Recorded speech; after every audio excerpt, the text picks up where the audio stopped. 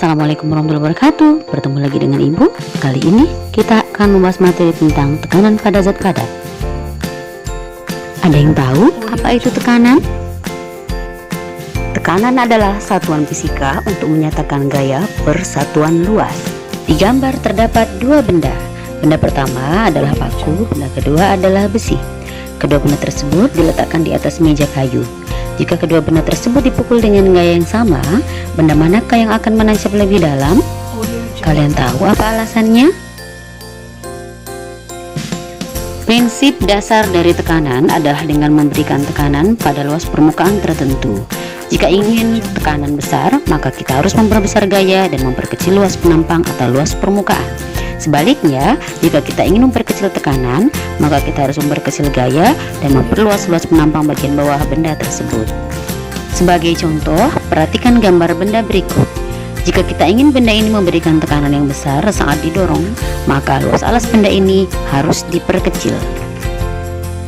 Prinsip ini dimanfaatkan pada alat-alat seperti paku, pisau, dan beberapa alat lainnya.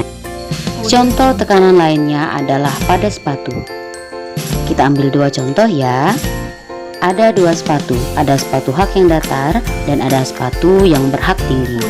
Jika kedua sepatu digunakan saat berjalan di tanah yang becek, sepatu mana yang akan meninggalkan jejak paling dalam? Pasti sepatu hak tinggi. Kalian pasti sudah tahu kan apa alasannya? Sepatu hak tinggi memiliki luas permukaan lebih kecil daripada luas permukaan sepatu yang satunya lagi, sehingga sepatu yang haknya tinggi menimbulkan tekanan yang lebih besar. Jadi sepatunya akan menancap di tanah. Nah, contoh selanjutnya adalah antara kaki ayam dan kaki bebek. Kaki ayam berbeda dengan kaki bebek. Yang mana ya yang akan meninggalkan jejak lebih dalam? Kaki bebek dan kaki ayam memiliki bentuk atau morfologi yang berbeda.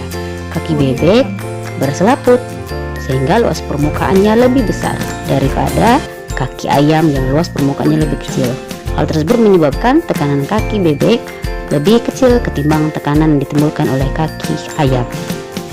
Secara sistematis, untuk menghitung berapa tekanan pada zat padat digunakan rumus P sama dengan F per A. P adalah tekanan dengan satuan Newton per meter persegi atau PA Pascal. F adalah gaya, bisa juga disebut dengan berat dengan satuan Newton.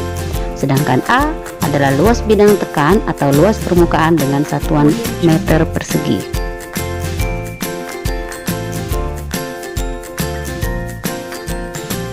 Perhatikan contoh soal berikut. Sebuah balok diletakkan pada lantai seperti gambar berikut. Jika berat balok 72 Newton, berapa tekanan balok terhadap lantai? Dari soal yang dapat kita ketahui yang pertama adalah gaya tekan atau F sebesar 72 Newton. Yang kedua, luas bidang tekan atau luas permukaan.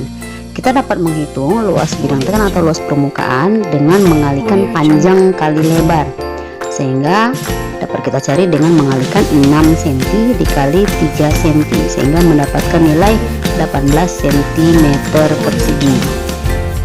Lalu nilai luas bidang tekan atau luas permukaan akan kita ubah menjadi meter persegi sehingga didapatlah nilai luas bidang atau luas permukaan sebesar 18 per 10.000 meter persegi.